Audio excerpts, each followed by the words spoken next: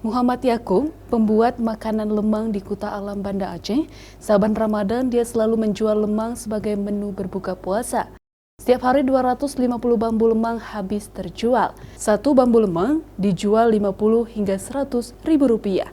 Jika ukuran yang sudah dipotong, harganya 5 ribu rupiah hingga 20 ribu rupiah per satu potongnya. Perlu keahlian bagi Muhammad untuk membuat lemang. Ada 3 jenis lemang yang dijualnya, yaitu ketan putih, ketan hitam, serta lemang ubi. Proses pembuatan menghabiskan waktu hingga 4 jam, mulai dari proses menyiapkan bahan baku, memasukkan campuran ketan ke dalam bambu, lalu membakarnya dengan bara api.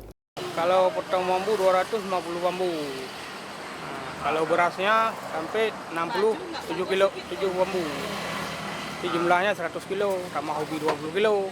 Kalau rasa berapa varian rasa gitu? 3 rasa, putih, hitam, ubi. 4 jam baru bisa dibelah. 4 jam? Ya. Dengan api yang harus dijaga kan? Ya, api harus dijaga, yang ketat. Lemang sudah menjadi salah satu takjil yang diproduksi setiap bulan Ramadan.